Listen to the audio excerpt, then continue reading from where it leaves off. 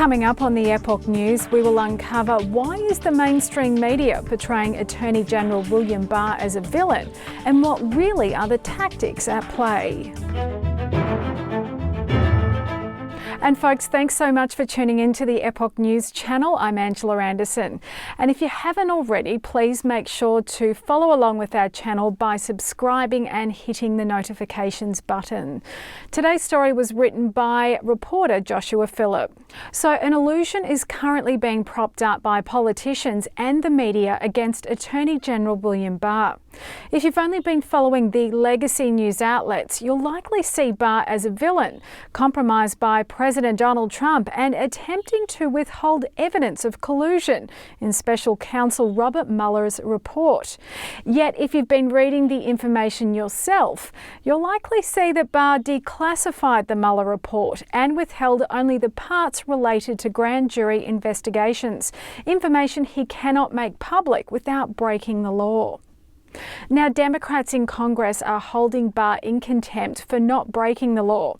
And all the talking heads are repeating the same slogan of treason, obstruction, collusion. Now, the propaganda tactics the Democrats and legacy news outlets are using come straight from the propaganda playbook of Adolf Hitler, called Mein Kampf. And a quote from Hitler in the book was, "The most brilliant propagandist technique will yield no success unless one fundamental principle is borne in mind constantly and with unflagging attention. It must confine itself to a few points and repeat them over and over." The effect of these repeated slogans is that Barr is discredited in the minds of those who follow these political figures, news outlets and talking heads, which ironically were just exposed by Barr and the Mueller report for lying to these same people for close to 2 years about the now disproven Trump-Russia scandal. Again, the Democrats are using a tactic from Hitler. He states that when there is a change around the points being repeated in the propaganda campaign, it must not alter the content of what the propaganda is driving at, but in the end must always say the same thing. Hitler wrote, for instance, a slogan must be presented from different angles, but the end of all remarks must always and immutably be the slogan itself. This is exactly the tactic they're using.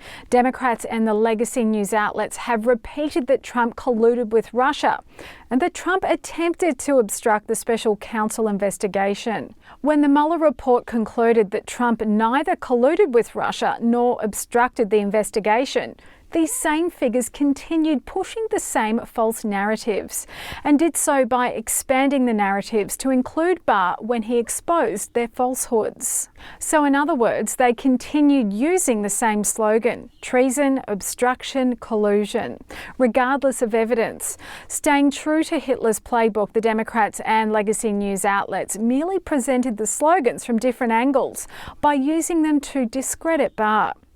Meanwhile, by discrediting Barr, they've also discredited his conclusions on the Mueller report in the minds of their followers, thereby protecting themselves from the fallouts to their lies.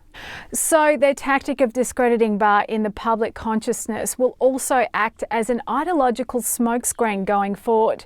If Barr brings charges against possible crimes committed to create the fake Trump-Russia scandal or the Spygate scandal, in which the Obama administration used the manufactured rumours to spy on the Trump team, the propaganda tactic now being used against Barr will make it appear he's doing so with partisan intent.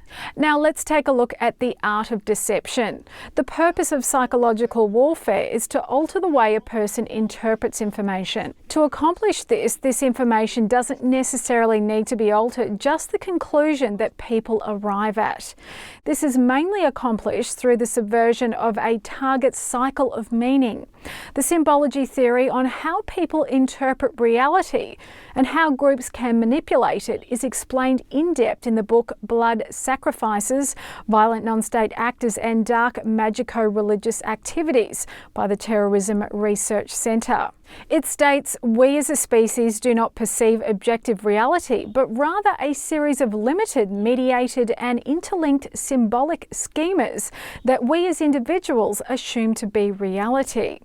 Now, according to the cycle of meaning, when a person sees an image, the image invokes meaning according to what the person has learned about the image, or the image invokes emotions according to the person's past experiences. The theory holds that the collective of these experiences constitutes a person's worldview. Now, propagandists look to manipulate this process using conditioning tactics similar to Ivan Pavlov's experiments on dogs, in which dogs were conditioned to salivate at the sound of a bell. By associating food with the sound of a bell, the scientists conditioned the dog to associate the excitement of eating with the sound of a bell.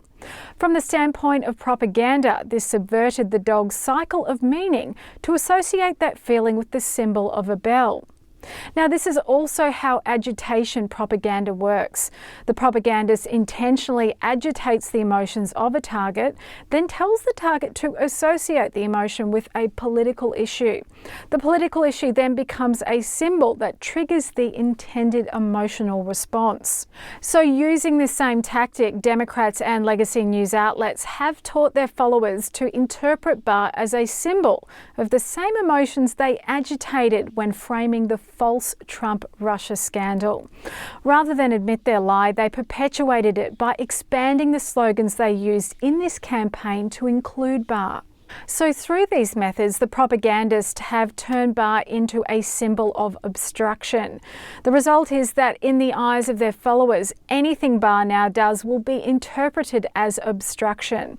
This tactic has allowed the Democrats and legacy news outlets to avoid the fallout of lying about the Trump-Russia scandal and to continue their deception.